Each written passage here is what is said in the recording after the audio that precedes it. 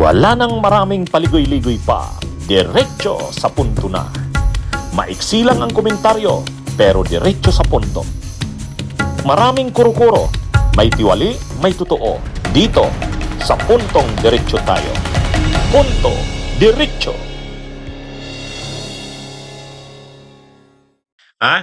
Maraming nagtatanong sa akin nung isang araw pa, Attorney, yung sabi mo na ang deadline kay Harry Roque ay December 10 lang doon sa The Netherlands kasi pagkatapos ng December 10, dapat wala na siya sa The Netherlands. Parang hindi natuloy, Attorney.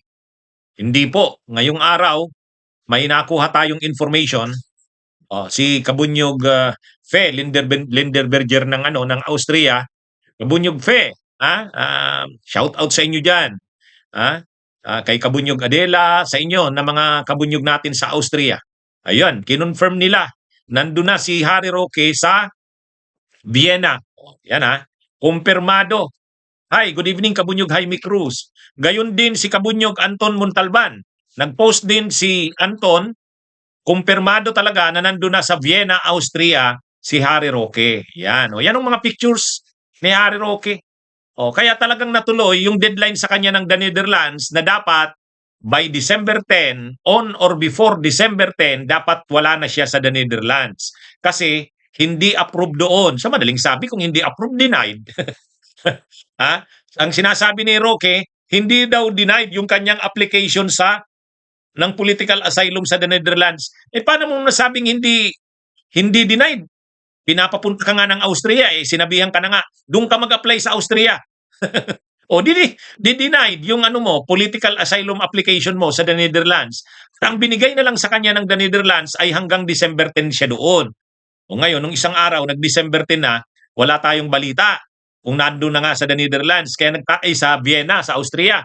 Maraming nagtatanong sa akin, Attorney, natuloy ba yung sabi mo na hanggang na lang December 10 si Roque? Ayan, natuloy. Kasi ito, picture ito ni Roque sa Vienna, Austria. Malamang, malaki ang posibilidad. I-deny siya ng Austria. Hindi siya bibigyan ng political asylum doon. Ang totoo, di ba nung dati ang yabang-yabang ni Harry Roque, sabi niya, sigurado, pag bibigyan siya ng political asylum ng The Netherlands. Kasi sa totoo naman, ang The Netherlands, kapag talaga namang deserving ka, nabigyan ng political asylum, binibigyan talaga ng The Netherlands. Maluwag ang The Netherlands sa pagbibigay ng political asylum. Sila Juma Sison nga di ba? Doon nakatira sa Utrecht, sa Utrecht, sa The Netherlands. Yung mga leftist sa Pilipinas na feeling nila hindi na sila safe sa Pilipinas, nandun sila sa The Netherlands. Doon na nga namatay si Juma Sison Kasi nga, kapag politically persecuted ka sa bansa mo, talaga namang tatanggapin ka ng The Netherlands. Si Roque, hindi. Hindi. Ang desisyon ng The Netherlands, mga kabunyog, ang desisyon, doon ka mag-apply sa Austria. Kasi yung visa mo, ang nag-issue ng visa mo ay Austria. Pangalawa, doon ang unang country na pumasok ka. Hindi naman sa The Netherlands. Bagamat nag-stay siya sa The Netherlands kasi gusto niya nandun siya malapit sa ICC. Kasi gusto niya yung mga activities ng mga overseas Filipinos doon sa Dahig para kay Tatay Digong nila, nandun siya lagi, si Harry Roque. Ang problema, sabi ng The Netherlands, hindi, wag ka dito sa The Netherlands. Wag ka dito sa The Netherlands, doon ka sa Austria. Kasi yun Austria yung nag-apply sa'yo. At ang binigay sa kanyang deadline ay December 10. Ang binigay sa kanyang deadline. Sa katunayan, binilhan na siya ng Dutch government ng airplane ticket, naalala natin yan. Binilhan siya, November 25. Pinapaano na sana siya ng The Netherlands. Pinuntahan siya sa apartment niya, pinuntahan siya ng mga pulis, ng Dutch police. At sumunod naman si Harry Roque, iniskortan siya ng mga pulis doon sa airport. Pinapasakay na sana siya ng eroplano, kaya lang nung sasakay na siya ng eroplano, pinakita niya yung certification ng doktor niya na unfit siya to fly. So pinababa uli siya. Tapos pagkapababa sa kanya, natuwa ng sandali si Roque, pero malinaw ang binigay sa kanya by December 10, wala ka na sa the Netherlands. O ngayon, nakumpirma na natin, ito, post ito ni Kabunyog Anton, si Anton, ayan, si Anton Montalban. Ayan nasa train. Picture niya yan. Sinend yan sa akin nila Kabunyog Lindenberger. Ito yung picture niya. Nagpatipon, may mga DDS doon sa Austria, nagtipon kaagad sila. Ayan, nandyan si Harry Roque. Ito yung post ni Anton Montalban. Confirmed. Harry Roque is now in Vienna, Vienna, Austria. Meaning, his asylum application was rejected by the Dutch government. He cannot deny that now. Can he? Joel Vega? Si Joel Vega yung Filipino-Dutch na talagang sumulat sa Dutch embassy, Dutch government para i-decline yung asylum application ni Roque. In Vienna, he immediately went partying by attending a Christmas party of a DDS association. Thanks to a good friend who took the photo. Yan. Si Harry Roque yung naka-gray. Yan yung Kaya kumpirmado na si Harry Roque ay nasa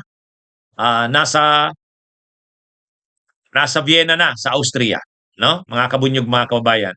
Kaya yung sinabi natin noon na yan si Roque, papaalisin pa rin yan sa the Netherlands. Ngayon, anong mangyari sa kanya sa Austria?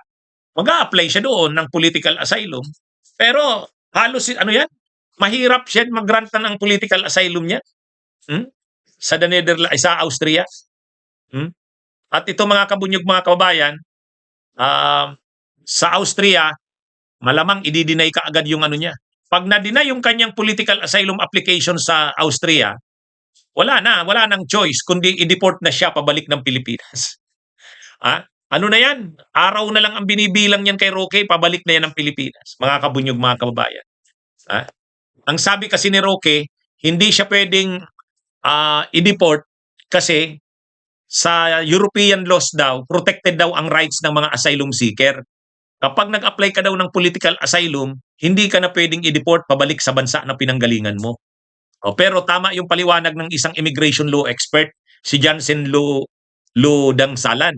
Anong sabi niya? Ang sabi niya, hindi naman ibig sabihin nag-apply ka, protected ka na kaagad. Siyempre, titingnan din muna yung bang mga claims mo, yung mga sinasabi mo doon sa application mo for political asylum ay totoo, verified, totoo. Kasi hindi naman ibig sabihin na applicant ka, asylee ka na. Pag sinabi mong asylee, ibig sabihin nag-grant na yung political asylum application mo. Doon ka na mabibigyan ng proteksyon kapag asylee ka na. Pero kapag nag-apply ka pa lang, hindi ka pa asylee.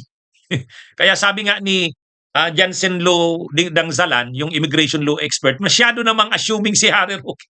Porke lang nag-apply siya, Kaya mga kabunyog, mga kababayan, siya lang naman ang nagki-claim na siya ay politically persecuted. Ang totoo, ang dami niyang krimen sa Pilipinas. Ngayon nga, kalalabas lang nung yung kay Madriaga. Ano ang sabi ni Madriaga?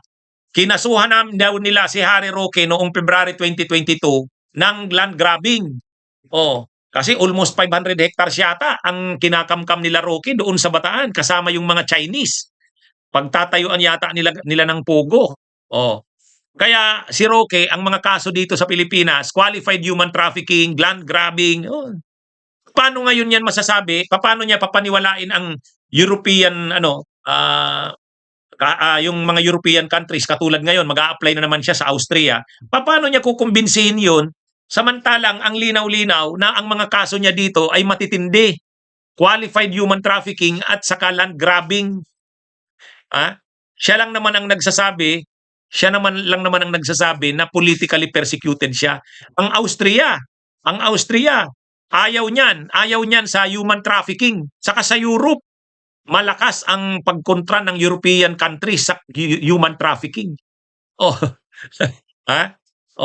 Sila Juma Season doon sa the Netherlands, ang sa kanila ng gobyerno, komunista sila. Ay, pagdating sa Europe, pag komunista ka, okay lang yan sa Europe. Kaya nga nabigyan ng political asylum sila Juma Season. Pero kapag ang kaso mo sa bansang pinanggalingan mo ay common crimes at human trafficking pa man din at land grabbing, wala. Wala yan. Bunyog, bunyog, halikan na kasama ka. Bunyog, kapag buklod ay may pag-asa. Luzon, Visayas, Mindanao, isa ang pananaw. Sa bagong Pilipinas ang bunyog isisigaw. Bunyog,